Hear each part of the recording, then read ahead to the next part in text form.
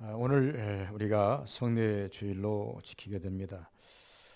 많은 교회들이 이제 코로나19 시대를 맞이해서 성례도 제대로 지키지 못하고 여러 가지 행사를 못하고 교회가 여러 가지로 힘든 그러한 일들을 많이 하는 경우가 있습니다. 그래도 우리가 1년에 2번 드리는 성례, 우리 지금 여기 앉아 계신 분들은 모두가 100%다 이제 코로나 예방 주사를 맞았기 때문에 숫자와 상관없이 우리는 얼마든지 모일 수 있는 그러한 정부 방침이 되겠습니다.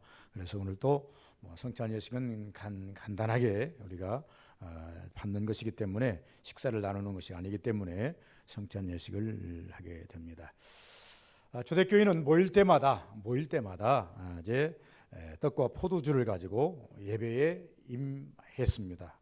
예수님께서 그렇게 하라고 하셨고 제자들은 이 말씀을 충실히 받아서 그렇게 했습니다. 그리고 단지 이 떡과 포도주를 받는 것으로 그치는 것이 아니라 예수님의 십자가의 죽음과 그로 인해서 나의 존재를 인식하는 신앙의 좌표로 삼았다라고 하는 것입니다. 신앙의 좌표. 여러분, 우리는 이제 선창예식에 임하시면서 여러 가지의 생각들이 많이 들어올 것입니다만은 초대교회는 적어도 이 성찬 예식을 날마다 떡을 떼고 포도주를 마시면서 예수님을 생각했다라고 하는 그 말씀에 우리는 기인해 봐야 되겠다라고 하는 것입니다. 이 성찬 예식은 사람에 의해서 만들어진 예식이 아닙니다. 주님의 말씀을 실천하려고 하는 제자들에 의해서 이제 우리의 전통적 신앙으로 내려오게 되었다. 그래서 이 성찬 예식은 엄청난 복음적 의미와 구속사적 의미와 내세 천국의 의미는 물론 예수님의 재림까지 이어지는 의미를 가지고 있다. 그래서 왜 성찬 예식이 중요한가? 예수님께서는 이 모일 때마다 나를 기념하라 하셨는가? 그것은 곧 예수님의 오심과 또 예수님의 죽으심과 부활하심과 또 그리고 다시 승천하시고 다시 재림할 것까지를 턱 묶어가지고 한마디로 이 성찬예식에다가 의미를 다 축소해 놓았다. 그래서 이 성찬예식에 참석하는 모든 초대교인과 오늘 우리들도 동일하게 묶여져 있는 이 성찬 떡과 포도주를 받으시면서 여기에 함축되어진 예수 그리스도의 그 메시지 그리고 그 의미를 되새기는 시간이 되어야 된다라고 하는 것입니다. 오늘은 그 중에서도 떡과 포도주를 우리가 들고 먹고 어제 받겠는데 예수님께서 유월절을 오늘 본문에 보면 예수님께서 유월절을 지키시면서 두 가지 확인을 하셨습니다. 이 두 가지 확인인데 하나는 뭐냐 그러면 이 유월절 절기 때 했죠. 유월절 절기는 출애굽의 역사 근원인데 이스라엘 백성이 애굽을 절대 나올 수 없었던 그러한 환경이었습니다. 바로는 절대 이스라엘 백성들을 도와주려고 하지 않고 모세는 어떻게든지 그를 끌어내려고 지루한 싸움을 시작을 했던 것입니다. 그런데 하나님께서 모세에게 말합니다. 안 들어줄 거다. 네가 아무리 가서 이야기해도 바로는 도저히 이제 네 고백을, 네 요구를 들어주지 않을 것이다. 그러나 가봐라. 마찬가지로 바로 앞에 모세가 9번이나 섰지만 그 9번 번번이 선 약속하고 후 약속을 파괴해버리는 그러한 일을 바로가 계속 자행을 하게 되었습니다. 그때 하나님께서 마지막에 모세에게 이렇게 말합니다.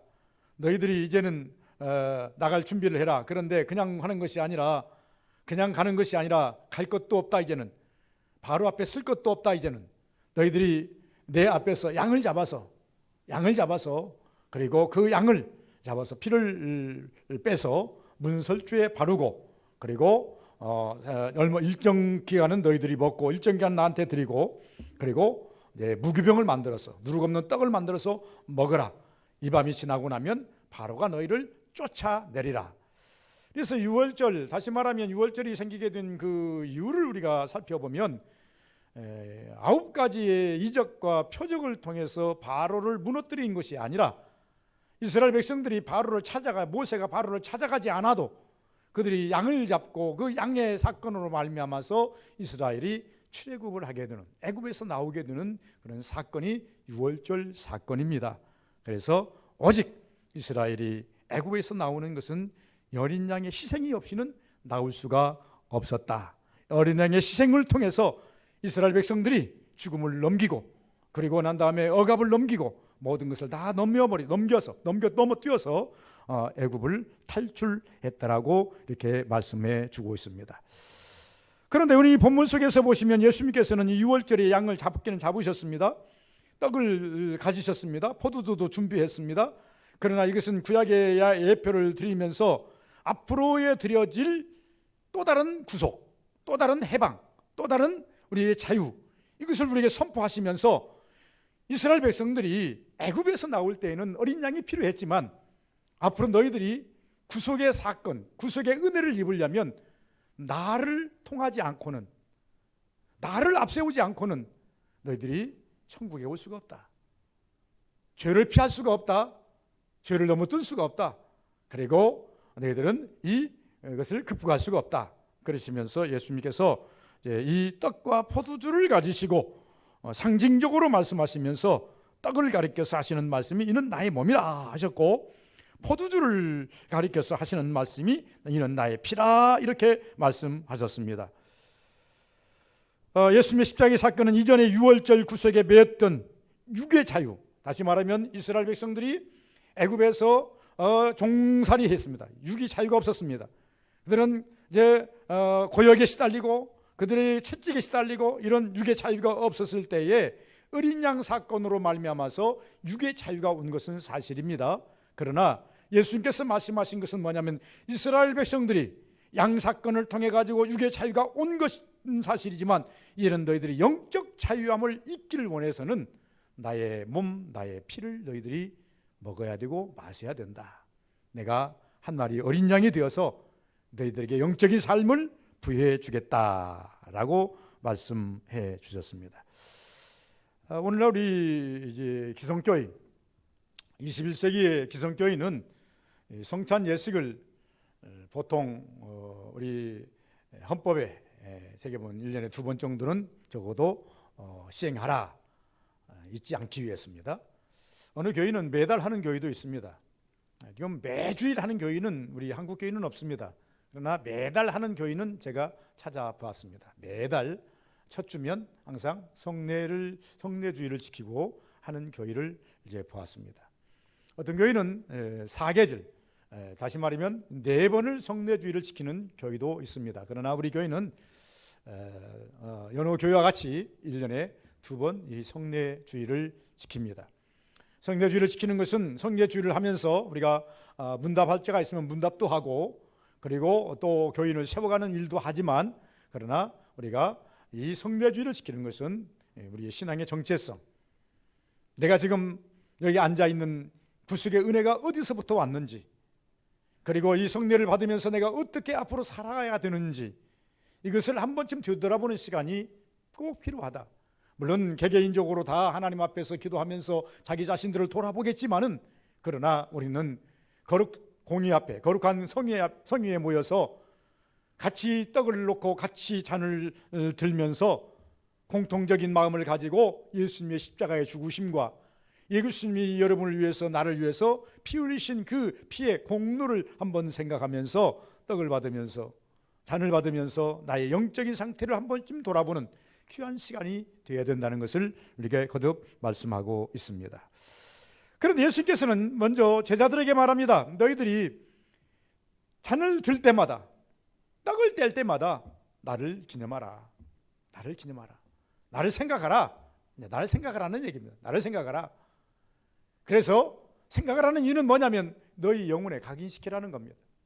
예수님께서 날마다 떡을 뗄 때마다, 잔을 마실 때마다 그걸 나를 기억하라고 하는 이 말씀은 좀 더 우리가 깊은 의미에서 생각한다면 각인하라는 겁니다. 내 영혼에 각인하라.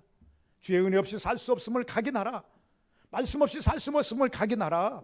그리고 하나님의 은혜 없이 살 수 없음을 각인하라. 네가 하나님의 은혜 없이 천국 갈 수 없음을 각인하라.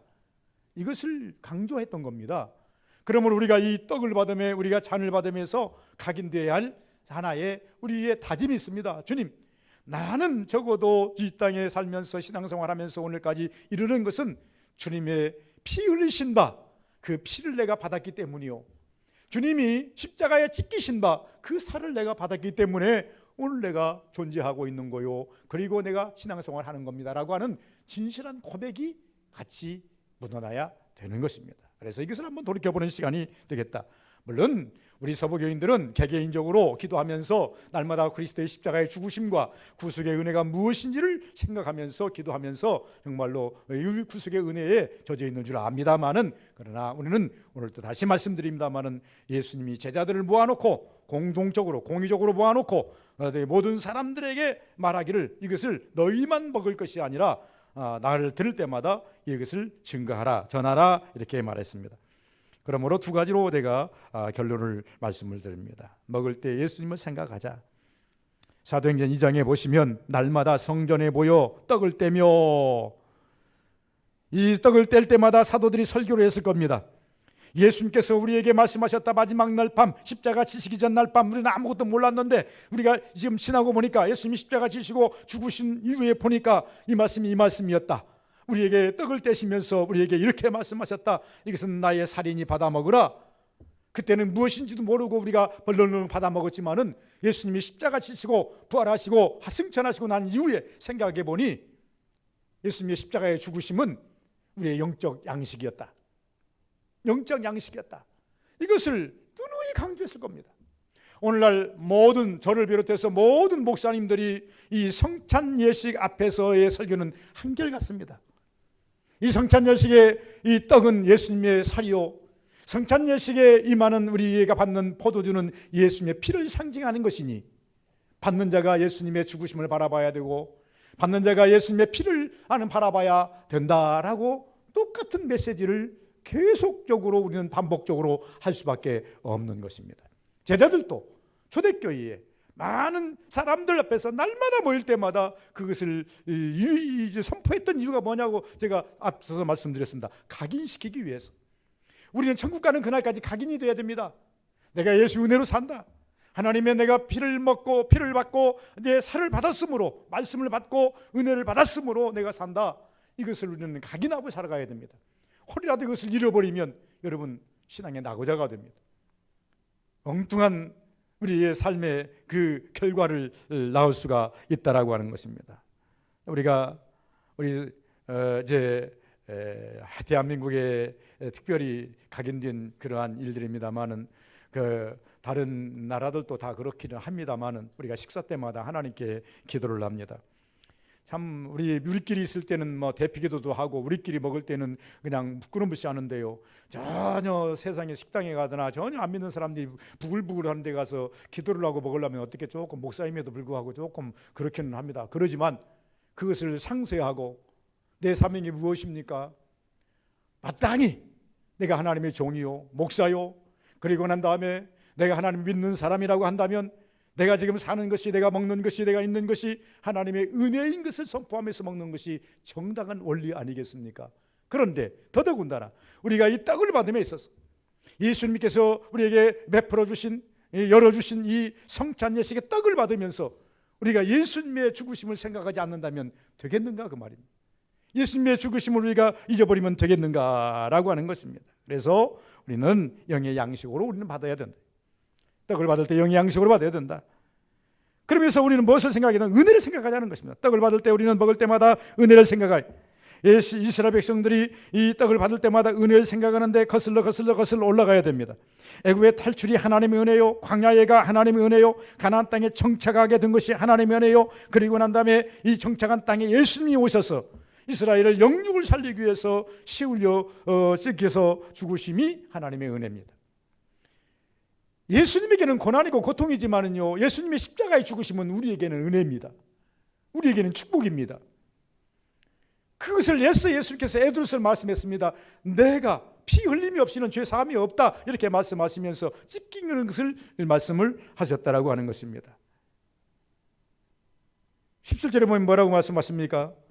이 잔을 받아라. 내가 감사기도 하고 이르시되 너희들 갖다 너희끼리 나누라. 너희끼리 하나, 너희끼리 하나. 그러면 너희끼리 마누라 다 예수님께서 말씀하시면 은혜를 깨달으라는 겁니다. 은혜를 생각하라는 것입니다. 그리고 우리가 먹을 때마다 무엇을 생각해야 됩니까? 풍성함을 생각합시다. 풍성함. 여러분, 예수님께서 베세다 들녘에서 보리떡 5개 물고기 2마리로 5,000명, 혹은 학자들은 말하기를 2만 명이라고 그럽니다. 장정만 20세부터 시작해서 60세까지만 5,000명이니 그 밑에 어린아이도 왔었고 여자들도 왔었고 그보다 나이 먹은 사람도 왔기 때문에 최하 2만 명이 모였다, 이렇게 우리는 추론을 해봅니다. 베세다 들녘에서 적어도 2만 명 이상이 모여서 이 떡을 나누는 데 있어서 그 떡은 보리떡 5개 물고기 2마리였습니다. 그럼에도 불구하고 그 많은 숫자가 먹고도 12광주리가 남았다는 것, 이것은 무엇을 의미합니까? 하나님이 베풀어 주신, 예수님이 베풀어 주신 은혜는 풍성이라는 겁니다. 모자람이 없다는 것입니다. 모자랄 것 같지만 모자람이 없다는 것입니다. 성경에 특이한 성경이 기록이 되었습니다. 이스라엘 백성들이 광야를 지날 때에 이스라엘 백성들에게 주는 양식이 있었는데 그것은 무엇이냐 그러면 만나였습니다. 만나는 매일매일마다 아침 새벽에 가보면 설이 내린 것처럼 나와 있습니다. 그러면 그걸 주워다가 빻아서 먹습니다. 성경은 이렇게 말하고 있습니다. 부지런한 사람, 욕심 많은 사람이 많이 거두고 조금 게으르고 하건 조금 알력이 없는 사람은 적게 거뒀는데, 성경은 그 다음에 뭐라고 말하냐? 많이 거둔 자도 남음이 없고 적게 거둔 자도 모자람이 없더라. 누가 주신 것이기 때문에, 하나님이 주신 것이기 때문에, 광야에 만나는 하나님께서 하늘에서 내려주신 것이기 때문에 많이 거둔 자도 남음이 없고 적게 거둔 자도 모자람이 없더라. 이것은 무엇을 말하는 거 아닌가? 광야에 5,000명인 사건과 비교를 해본다고 한다면 하나님이 주시는 것은요, 풍성입니다. 여러분에게 하나님께서 은혜를 주시기 원한다면 주시는 은혜는 풍성일 것입니다. 부족이라는 것은 없습니다. 여러분, 만약에 하나님이 주시는데 부족하다고 느끼십니까? 성경은 더 구하라고 말씀했습니다. 그러나 하나님께서는 우리에게 주시고자 원할 때에 풍성히 주기를 원하는 것입니다. 그러므로 예수님이 계신 곳에서는 풍성하고 예수님의 피와 살이 있는 곳에서는 고갈이라는 것은 없습니다. 영혼이 죽는 법이 없습니다.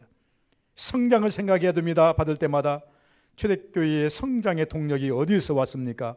저는 초대교회의 성장의 동력은 적어도 이제 성찬 예식에서 왔다고 생각합니다. 날마다 모일 때마다 떡을 떼며 하나님을 찬미하고 하나님을 찾고, 그 말입니다. 하나님을 찾고 예수 그리스도를 생각하고 예수 그리스도를 다음에 기념하고 이렇습니다. 아, 예수님이 우리를 위해서 돌아가셨지, 우리를 살리려고 돌아가셨지. 이것이 그들의 심령에 각인이 되니까, 각인된 심령 속에 뭐가 임해요? 성령이 임해요. 성령은 아무에게나 임하는 게 아닙니다. 여러분, 예수의 사람이라고 각인된 자에게만 누가 임해요? 성령이 임해요. 예수 이름만 가지고 있다고 해서 성령이 임하는 것이 아니에요. 예수의 사람이라고 하는 각인이 된 자에게 반드시 성령이 임하게 되어 있어요. 그래서 예수 이름으로서 각인된 초대교회에 성령이 임하니 그 성령이 임함으로 말미암아서 어떻게 됩니까? 초대교회가 부흥합니다. 초대교회만 부흥합니까? 사도들이 성장합니다. 사도들만 성장합니까? 교회가 세워 7 집사가 세워집니다. 그리고 성도들이 다 복음 들고 나가서 복음을 증거할 수 있는 만큼의 능력이 생깁니다. 성장의 원리입니다. 그래서 이 초대교회의 이 성장의 원리는 다름 아닌 이 성찬 예식에서부터 시작이 되었다. 오늘 이 성찬 예식을 받으시고 여러분 힘을 얻어서 여러분 선양의 신앙 성장의 원리로 동력 삼는 그런 은혜가 있으시기를 바랍니다. 두 번째는 마실 때에 예수를 생각하자라고 하는 것을 볼 수가 있습니다. 제가 저 인도를 한번 갔을 때에 날씨가 엄청 뜨겁습니다. 뜨거운데 뜨거운 날씨다 보니까 그 사람들은 음료수를 파는데 다른 음료수 파는 게 아니라 사탕수수를 이렇게 니어거다 싸놓고 그러고 난 다음에 이게 돌려서 이제 짜는 그러한 그 틀에다가 짭니다. 이 사탕수수를 큰 기들하는 사탕수수 대를 하나를 갖다가 쭉 집어넣으면 쭉 빨려 들어가면서 갈아져 가지고 이제 나오면서 액이 쭉 빠져 나옵니다. 그것을 먹으라고 주면 먹으면 참 시원하고 또 달콤하고 좋습니다. 기름틀 속에 들어가지 아니하고는 기름이 나올 수가 없는 거죠. 수수 막대기로 있어서는 도저히 가능하지 않다라고 하는 것을 볼 수가 있습니다. 예수님께서 말씀하십니다. 피 흘림이 없이는 죄 사함이 없느니라. 내가 죽지 아니하고는 너희들이 살아날 방법이 없다. 그러므로서 이것을 마실 때마다 나의 죽음을 생각을 하는 겁니다. 그리고 우리가 성경에서 우리가 말하는 것처럼 예수님의 피는 정화의 능력이 있다는 것을 우리에게 말씀해 주시고 있습니다. 우리가 찬송가를 부를 때도 말합니다. 나의 죄를 씻기는 예수의 피밖에 없네. 다른 방법으로는 안 된다는 겁니다. 다른 방법으로 우리 죄 씻음을 어떻게 받습니까? 자, 우리가 세상에 살아갈 때에도 참 이게 세제들이 많이 나와 있습니다만은 그 세제들이 다 특화된 세제들이 있습니다. 어느 기름때에는 어느 세제를 쓰는 것이, 어느 이제 오염된 곳에는 무엇을 쓰는 것이 전부 다 이 특화가 되어 있습니다. 아무거나 쓴다고 해서 드는 것이 아닙니다. 이 죄 문제에 관한 한, 인류가 지고 있는 원죄나 배범죄나 구범죄나 이 죄 문제에 관한 한 예수의 피가 아니고는 절대 정화할 수가 없다고 말씀하시면서 너희들이 마실 때마다 정화의 원리를 생각하면서 마시라는 겁니다. 이 피가 내 안에 들어갈 때, 이걸 피가 내가 마실 때에 내 죄는 사라지고 나는 정화가 되고 나는 의로운 사람으로 다시 거듭남의 은혜가 있다라는 것을 생각하면서 마시라는 겁니다. 무분별하게 마시라는 것이 아니라는 것입니다. 예수님의 피는 소생시키는 능력이 있다. 피는 생명입니다. 오늘날 우리가 의학이 발달이 돼가지고 내 피가 부족하면 피를 찾습니다. 아주 희귀한 피도 찾습니다. 그래서 병원마다 그리고 우리 혈액원마다 피를 많이 보유하고 있습니다. 그래서 각 뭘별로요? 각 혈액형별로 다 보유하고 있어가지고 피가 필요하다 그러면요 급히 수송을 해가지고 피를 갖다가 투여해서 어떻게 합니까? 이제 수술을 하고 살리는. 피가 없으면 죽어요. 예수님께 피를 갖다가 말합니다. 피는 소생의 능력이 있다. 내 피를 마시는 자마다, 내 피를 받는 자마다 죄사함을 얻고 소생의 능력이 있다라고 말씀합니다. 저는 예수님의 피값으로 추정할 수 없는 고귀함이 있다는 것입니다. 어떻게 예수님의 그 피값을 우리가 돈으로 살려고 하고 돈으로 환산할 수가 있겠는가? 그러므로 말미암아서 이 생명을 주셨다는 거예요. 생명으로 받으셔야 된다는 거예요. 이를 피값을 값으로 받지 마시고 생명으로 받아야 된다. 그래서 이 생명을 받은 자는 상명을 드리는 거예요. 왜 제자들이 순교를 하느냐? 예수님의 피, 생명을 받았기 때문에 그들도 순교로 생명을 드리는 겁니다. 이것이 바울 사도의 지론이고 바울 사도의 고백이라고 하는 것을 볼 수가 있습니다. 더 나아가서 이 피를 받을 때마다 예수의 고난과 아픔을 바라는 것입니다. 예수께서 십자가에 달리시면서 이렇게 고백하십니다. 엘리 엘리 라마 사박다니. 이 말을 히브리어로 하셨는데 우리가 그 말을 번역하면 하나님의 아버지여 나를 어찌하여 나를 버리시나이까. 아버지여 어찌하여 나를 버리시나이까. 고통이라는 거죠. 너무 고통스럽다는 거죠. 그러면서 그 후에 나온 말이 목마르다. 목마르다는 거예요. 고통이라는 거예요. 고통에 고통이 연속이 됩니다. 하나님은 돌아보시지도 아니하시지. 피는 빠져나가니까 갈증이 심해서 갈증이 땀만 빠져나가도 갈증이 나오는데 피가 빠져나가서 얼마나 갈증이 심하겠습니까? 피가 발견이 갈증이 심해서 이제 갈증이 온다. 그리고 난 다음에 마지막 자기가 돌아가실 것이라고 다 이루었다. 이렇게 말씀합니다. 이 모든 예수님의 십자가상의 치른 속에서 보시면 반절 이상을 고통을 호소합니다. 반절 이상을 십자가에 치른이 있는데 치른 속에 반절 이상을 예수님께서 뭘 호소하시느냐 그러면 고통을 호소하십니다. 그러면서 우리에게 주시는 메시지가 뭐냐 그러면 너희들이 성찬에서 참섬의 피를 받을 때마다 나의 고통을 생각하라. 내가 너를 살리기 위해서, 너를 내가 죄 사함을 얻게 하기 위해서, 너를 내가 구원하기 위해서 나는 이러한 고통도 능히 참았노라. 이것도 내가 감당했노라. 이 메시지를 우리에게 주시는 겁니다.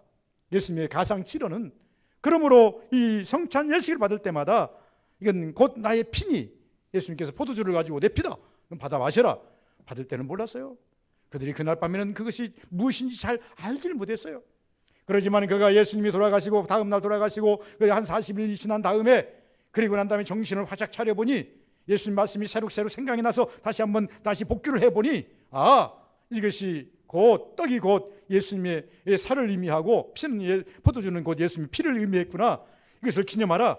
우리 마음에 각인시켜서 내가 죽음을 각인시켜라. 내가 너희를 위해서 찢기심과 피 흘리심을 각인시켜라. 그걸 마실 때마다 항상 다시 돈이면서 천국으로는 그날까지 잊지 말라. 이것이 너를 살리는 거다. 이것이 교회를 살리는 거고 이것이 인류를 살리는 거다.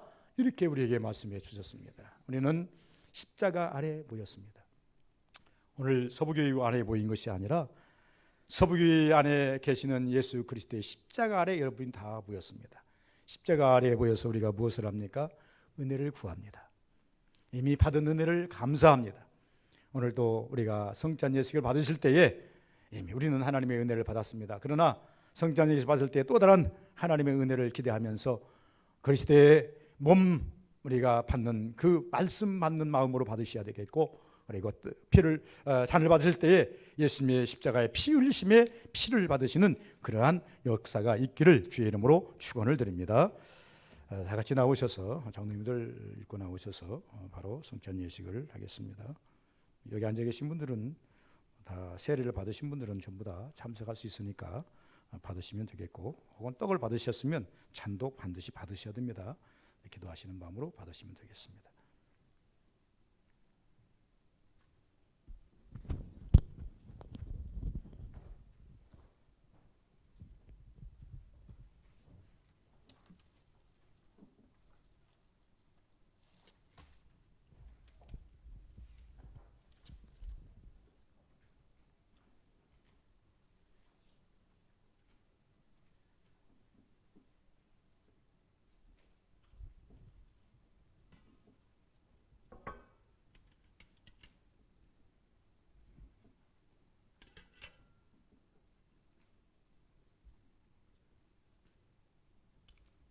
기도합니다.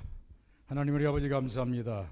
잡히시던 날 밤에 떡을 가지사 축사하시면서 말씀하셨습니다. 이것은 나의 몸이니 받아 먹으라. 하나님 우리가 받습니다. 2000년 전에 제자들이 받았던 그 모양으로 우리가 받습니다. 의미를 알고 받습니다. 하나님 아버지 우리를 위해서 찢기신 바 그 살 우리가 받음으로 말미암아 우리 생명이 사는 것을 믿습니다. 하나님 아버지여, 이 떡을 받는 자마다 오늘 말씀과 같이 하나님의 죽으심을 바라보면서 먹어야만 산다고 하는 하나님 아버지여 관계성을 가지고 하나님 받는, 그리고 겸손하게 받는 하나님 아버지여 회개하면서 받는 우리 모습들이 되게 도와주옵소서. 받는 자마다 소생의 은혜가 있게 하옵소서. 예수님 이름으로 기도하옵나이다. 아멘.